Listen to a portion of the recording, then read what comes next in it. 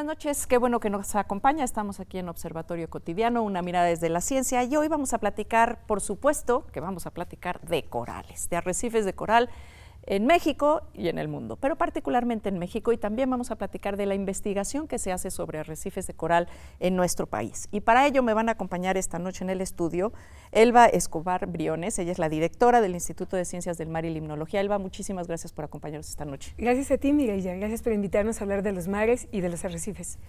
Se encuentra también con nosotros Guillermo Horta Puga. Él es el responsable del Laboratorio de Biogeoquímica en la FES Iztacala y es el presidente de la Sociedad Mexicana de Arrecifes Coralinos. Bienvenido. Buenas noches y muchas gracias por la invitación. Es un placer. Y también nos acompaña Joaquín Rodrigo Garza Pérez. Él es profesor titular del Laboratorio de Análisis de Zonas Costeras de la Unidad Multidisciplinaria de Docencia e Investigación en CISAL de la UNAM, de la Facultad de Ciencias. Bienvenido, muchísimas gracias por estar aquí con nosotros. Muchísimas gracias por la invitación, es un honor estar aquí. Pues, a ver, sin más, arranquemos. ¿Por qué son importantes los arrecifes coralinos? Bueno, los arrecifes de coral son el ambiente más diverso que existe sobre el planeta. Pensemos que en un solo metro cuadrado de arrecife hay 5,000 especies diferentes en promedio de seres vivos, la mayoría microorganismos, sí, pero al fin y al cabo especies diferentes. El ambiente más diverso, donde el 25% de las especies que viven en el mar lo habitan. Es el ecosistema más importante porque los corales, que son los principales constructores del arrecife, crean una geoestructura que sirve de base para que muchos otros organismos puedan vivir en ella.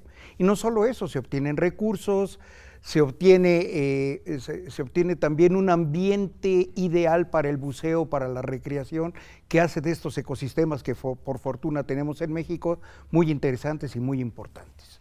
En términos biológicos, ¿cuál es la importancia de estos arrecifes?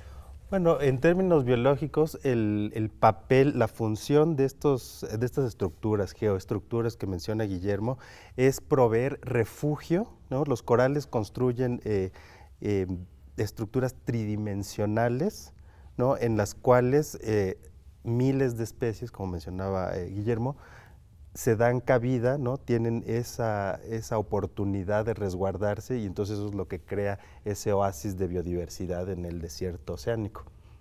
Especies que no podrían estar en ningún otro lugar, la mayoría de ellas, ¿no? Sí. Que eso también lo hace muy únicos.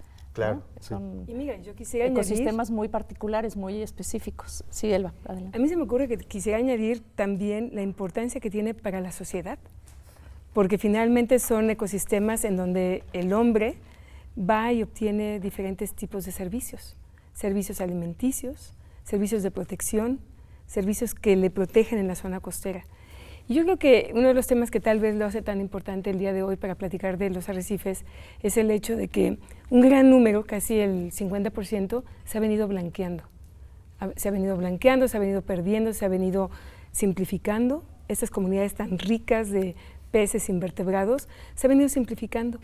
Y la simplificación estamos asociándolo a contaminación, a uso, sobrepesca, a efectos de biodiversidad. Sí, cambio climático. Cuando decimos blanqueamiento, ¿qué es exactamente lo que se quiere decir con el blanqueamiento de los corales y qué significa? O sea, la gente ya escucha, y creo que ya hay mucha gente que ha incluido en sus pláticas el tema del blanqueamiento del coral, pero ¿qué quiere decir que se están blanqueando los corales? Bueno, literalmente se blanquean, en el sentido estricto de que uno los va a ver de color blanco. Un coral es un organismo colonial de forma pólipo que secreta, más bien que deposita un esqueleto de carbonato de calcio, el cual es de color blanco. En el interior de cada pólipo hay unas algas microscópicas que le brindan alimento que denominamos zooxantelas, que son muy susceptibles a los cambios de temperatura y a los cambios en las condiciones ambientales. Con el aumento de la temperatura, un grado centígrado arriba del promedio al cual están acostumbrados a vivir, hace que las zooxantelas dejen de ser funcionales y el coral, como respuesta, las expulsa. Se ve de color blanco porque lo que le da color al coral es la clorofila o los pigmentos fotosintéticos de las zooxantelas.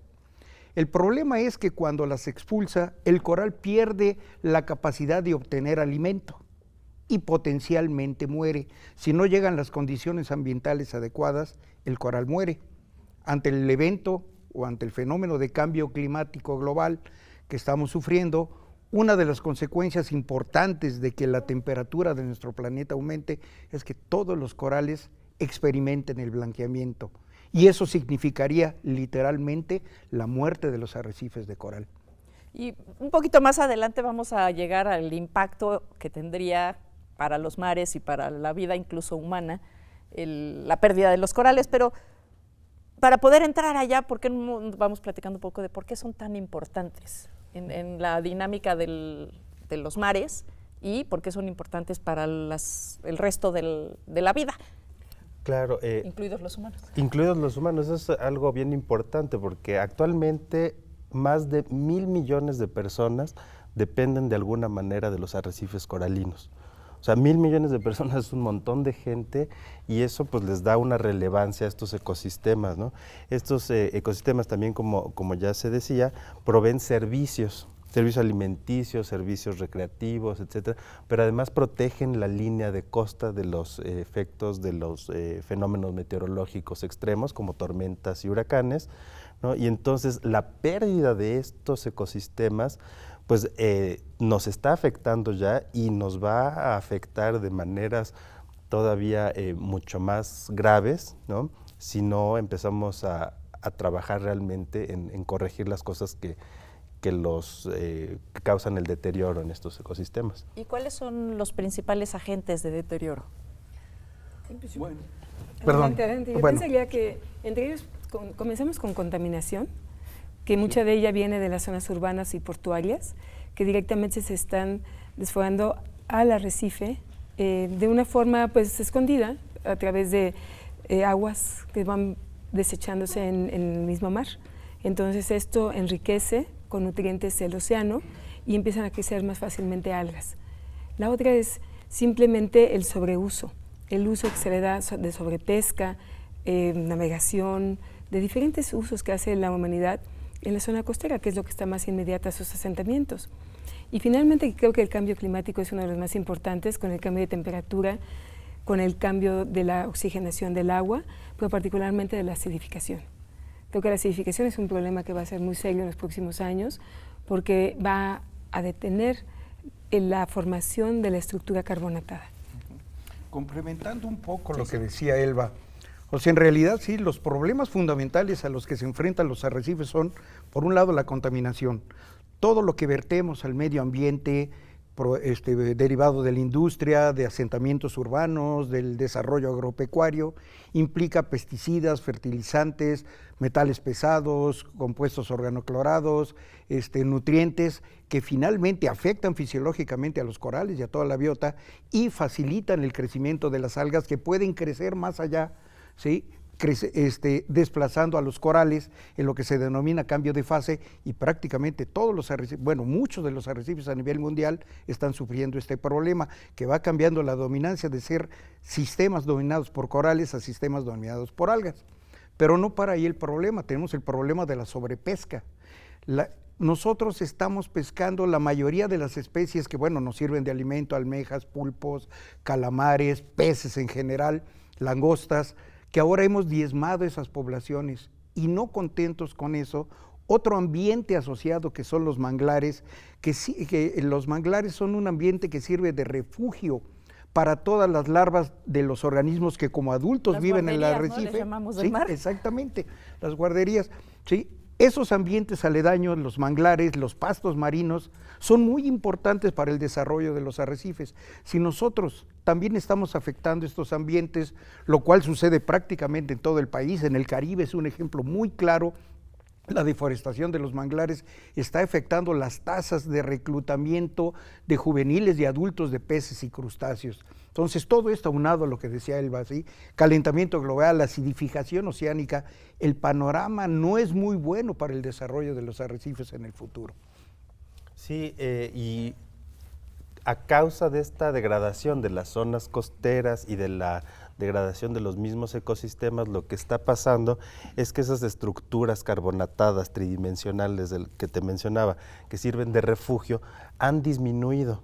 porque ya no hay tantos corales que las estén construyendo, o sea, se han muerto muchas especies, o sea, ha habido disminución de la densidad de muchas especies, y entonces esta actividad constructora de esta estructura se ha reducido, se ha hecho mucho más lenta, y entonces se pierde la función de refugio de estos arrecifes, se pierde, digamos, la estructura en donde pueden asociarse los peces y además los pescamos, ¿no?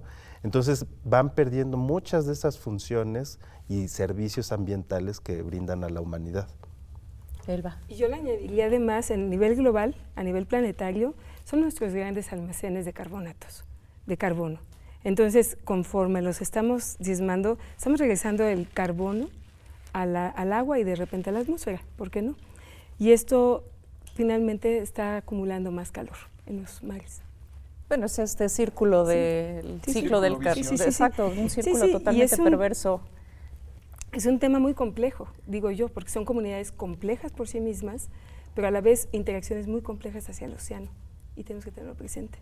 Y la verdad es que es impactante, ¿no? Porque yo no sé si, digo, no es fácil bucear un arrecife, no creo que todo el mundo haya tenido la oportunidad de hacerlo, pero hay un montón de imágenes que uno ha visto en la televisión, en el cine, en diferentes espacios, de la maravilla que son estos espacios, estos ecosistemas, y de lo delicados que son. Son equilibrios tan precarios que realmente un pequeño cambio puede generar efectos en cascada muy críticos. ¿Cuál considerarían ustedes en este momento que es el efecto más importante que están padeciendo, por decirlo de alguna manera, los arrecifes en nuestro país? Yo creo que no podríamos echarle la culpa a un solo factor. Es la suma de todos los factores. Por ejemplo, la contaminación, ¿sí? Dicen poco veneno no mata. Si hay metales pesados en pocas cantidades no hay ningún problema. Si hay hidrocarburos en pocas cantidades no hay ningún problema.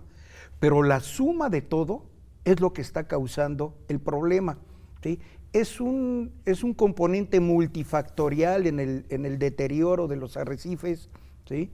Que es muy difícil atacarlo porque, bueno, tenemos que hacer un manejo de cuencas adecuado para que a través de los ríos no lleguen gran cantidad de sólidos en suspensión, contaminantes, nutrientes, ¿sí? Tenemos que tener un control adecuado del manejo de aguas residuales para que todos los contaminantes que vienen con las aguas urbanas, industriales, no lleguen tampoco al océano, ¿sí? Tenemos que pensar que, bueno, todos comemos y necesitamos alimento para ello, obviamente, y parte de ello lo obtenemos del océano y de los arrecifes, ¿sí? Vamos a dejar de comer, va a estar complicado. Vamos a dejar de utilizar automóviles, vamos a dejar de utilizar procesos de combustión como que es a través de los cuales generamos energía eléctrica. Todo eso difícilmente hace que podamos detener el deterioro y buscar un culpable, pues es todo. Exacto. Vamos a hacer la breve pausa que hacemos siempre, pero vamos a regresar un poco con esta parte de qué sí podemos hacer y qué se hace en el Instituto de Ciencias del Mar y Limnología. No se vaya, volvemos pronto.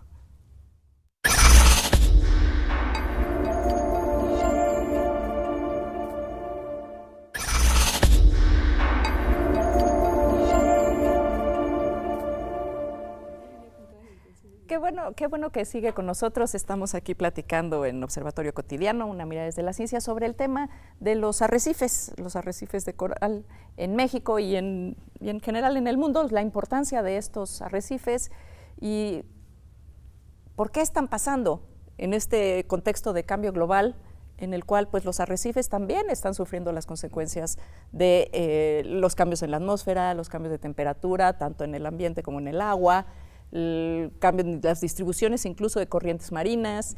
¿Qué estamos haciendo en la UNAM para entender a los arrecifes y para poder entender los impactos a los que están expuestos con el cambio climático? ¿Y cuáles serían algunos proyectos de los que pudiéramos comentar que nos den luz un poquito hacia adelante, ¿no? ¿Qué cosas podemos ver que no sean tan catastróficas como lo que se nos plantea o los retos que nos está planteando el cambio climático? En la Facultad de Ciencias, en la Unidad Multidisciplinaria de Docencia e Investigación CISAL en Yucatán, trabajamos a varias escalas precisamente para la caracterización y evaluación de los arrecifes, utilizando imágenes de satélites, sistemas de información geográfica, predicción espacial. Entonces, tenemos muchas escalas de estudios, sobre todo los procesos ecológicos. En el Laboratorio de Análisis Espacial de las Zonas Costeras, el COSTALAB, en el cual participo, tenemos varios proyectos, desde el mapeo, ¿no?, de los arrecifes a escalas regionales, hasta el mapeo de comunidades a escalas de decenas y cientos de metros cuadrados. Entonces tenemos todas estas escalas, y el fin de estos estudios es realmente proporcionar, pues, ¿cómo se llaman? Soporte a la toma de decisiones en manejo costero y de arrecifes. ¿Y cuántos tipos diferentes de arrecifes hay? Bueno, en el mundo, al menos en México, bueno, en el mundo y... Permíteme. Sí. O sea, Adelante, es mi Guillermo. tema. Sí. México tiene la suerte de contar con arrecifes de coral en el Pacífico mexicano, en el Golfo de México y en el Caribe. Tenemos uno de los arrecifes más grandes, que es el arrecife Banco Chinchorro, junto con con arrecife Alacrán, que son arrecifes que tienen fácilmente 30 kilómetros de extensión, ¿sí?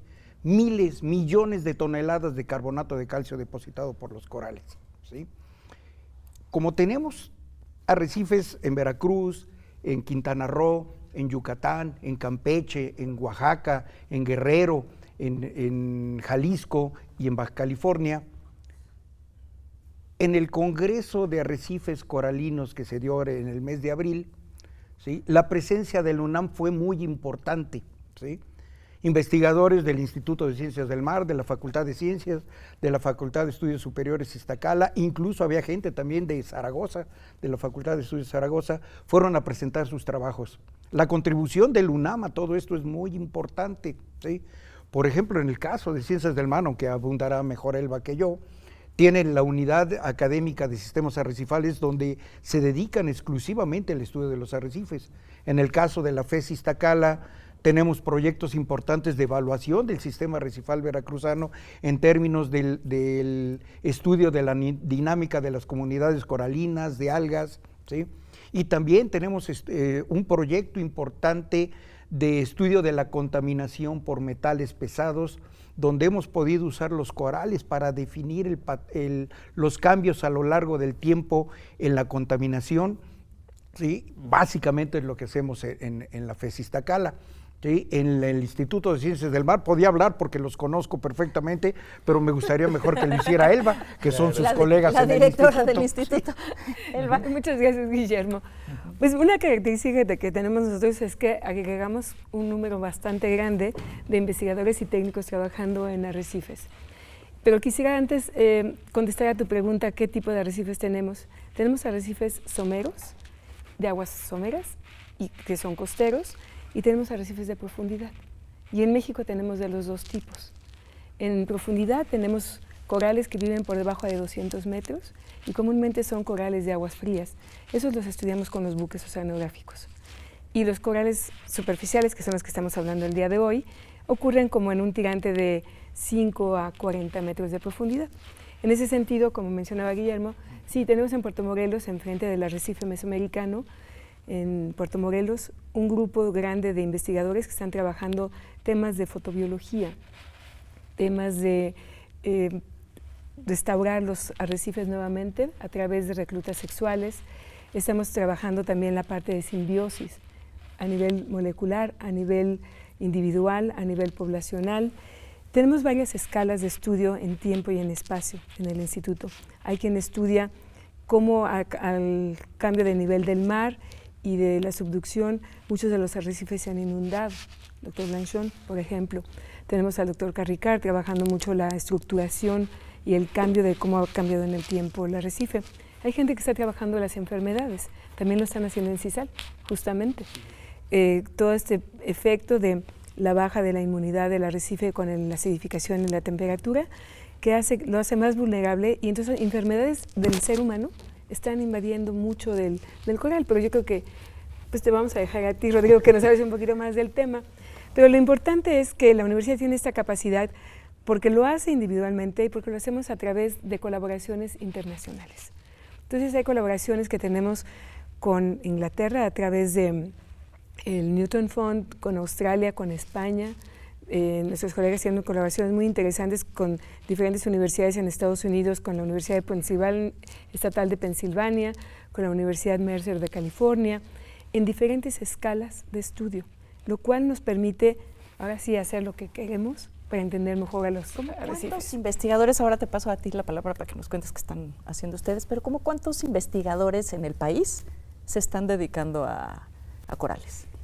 Bueno, digamos, de manera formal, produciendo, publicando, unos 60 aproximadamente, ¿sí? Que ya están contratados por alguna universidad, por algún instituto, ¿sí? Y trabajando diversas líneas, como son decía pocos, ¿no? Para Elba. el tamaño del país y de la cada vez somos extensión más, de nuestros si me voy al tiempo, cuando empezamos hace muchos años, no pasábamos de 10 en los 80s, pues ahorita no ya son 60, años, o sea, ¿sí? Más todos los estudiantes que vienen con ellos. Por ejemplo, en el Congreso fueron 180 personas y faltaron muchos. Sí, no, faltamos muchos. Rodrigo, no nos hiciste falta ya. Sí. Esto que acaba de tocar Guillermo y Elba es muy importante porque, bueno, no solamente son las colaboraciones que tiene la UNAM con universidades internacionales, sino que la UNAM tiene realmente una amplísima gama de colaboraciones con todas las universidades, institutos, centros de investigación del país. O sea, tenemos muchísimas colaboraciones y bueno, pues ahora sí que estamos muy agradecidos con todos nuestros colegas porque siempre tienen esa disponibilidad y disposición para colaborar con la UNAM y pues hacer pues mucho más robusta esta parte de la investigación en arrecifes en México. De la parte de lo de las enfermedades que habíamos tocado en este momento, lo que decía Guillermo hace rato, la contaminación es una parte, digamos que medular de la degradación de los arrecifes, porque entre muchas otras cosas los nutrientes producen trastornos fisiológicos en los corales, en los cuales disminuyen su fortaleza, digámoslo así, su salud, y entonces los hacen presa fácil de otras bacterias, virus, etcétera, que proliferan tanto con los nutrientes como con el aumento de la temperatura. Entonces son estos efectos sinérgicos a los que hacía alusión Guillermo, en los que muchos factores inciden al mismo tiempo sobre los corales y entonces están teniendo pues consecuencias muy graves, desde los 80s que perdimos al género Acrópora a través del Caribe por una enfermedad que nunca supimos qué fue. A la fecha no se sabe qué. A la fecha no supimos qué fue, o sea, todo el mundo se dio cuenta de la mortalidad, pero en ese entonces no había las herramientas moleculares de investigación para identificar. Ahora, desde 2014 en Florida se identificó esta enfermedad de pérdida de tejido coralino. Se están trabajando a pasos forzados para la identificación de los patógenos, parece que es un asunto bacteriano. Pero ahorita ya hay en Jamaica, República Dominicana, las Islas Vírgenes, México, o sea, todo el Caribe mexicano está súper afectado. Inclusive el año pasado, en octubre, fuimos a Arrecife Alacranes y pudimos ver patrones de enfermedad allí en un arrecife profundo. Esto sí es preocupante, ahorita tenemos el problema de la enfermedad blanca, síndrome blanco, que habías mencionado, que ya se reportó desde hace varios años en Florida, pero ahora lo tenemos muy fuerte en México. Desafortunadamente, la mayoría de los arrecifes del Caribe mexicano, de entre el 40 y 50% de los corales están pereciendo en este momento por el fenómeno del síndrome blanco. Desafortunadamente tenemos, como dijo Rodrigo, muy poco conocimiento de las enfermedades de los corales. Hay veterinarios para perritos, para gatitos, pero no los hay para corales, ¿sí? No tenemos ese conocimiento.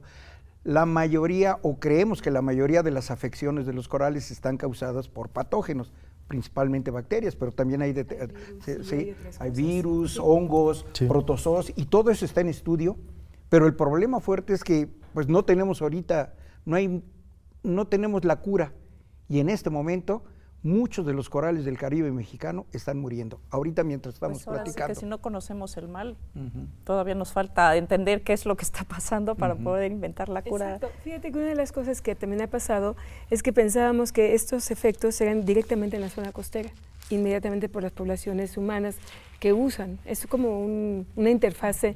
Requerimos de los corales, pero también los usamos y los dañamos. Entonces, en ese sentido, pensábamos que esa era la razón por la cual se estaban enfermando. Pero aparentemente, tanto el blanqueamiento como las enfermedades están ocurriendo aún en las zonas más remotas del Pacífico, en donde a lo mejor ni siquiera hay cerca una población. Entonces, sí hay corales en mejores condiciones, pero esta mortandad y este blanqueamiento se está dando generalizado. Esto ha llevado a que en la investigación se empiece a hacer también fases experimentales para poder entender un poco qué tan fisiológicamente tolerantes son los organismos y a intervenirlos en diferentes niveles para que puedan persistir y sean más resilientes. Esto es, los intervenimos desde el marco genético, desde el marco reproductivo, desde el marco fisiológico, desde el marco de la ecología, que modificamos su entorno, los resembramos, los ponemos, los clonamos, hacemos estas reproducciones sexuales, y estos cambios no sabemos en mediano o largo plazo si van a tener un efecto. Creemos que son los mejores mecanismos, estas intervenciones que hacemos de modificar genéticamente algunos corales para que sean más tolerantes a las altas temperaturas. Pero estamos modificándolos. No, pero además lo que es increíble es, muchísimas gracias a los tres, la verdad es que sabemos, en general, digo, ustedes son expertos en el tema, pero en general la población sabe muy poco de arrecifes, pero a todos nos parecen pues lugares maravillosos.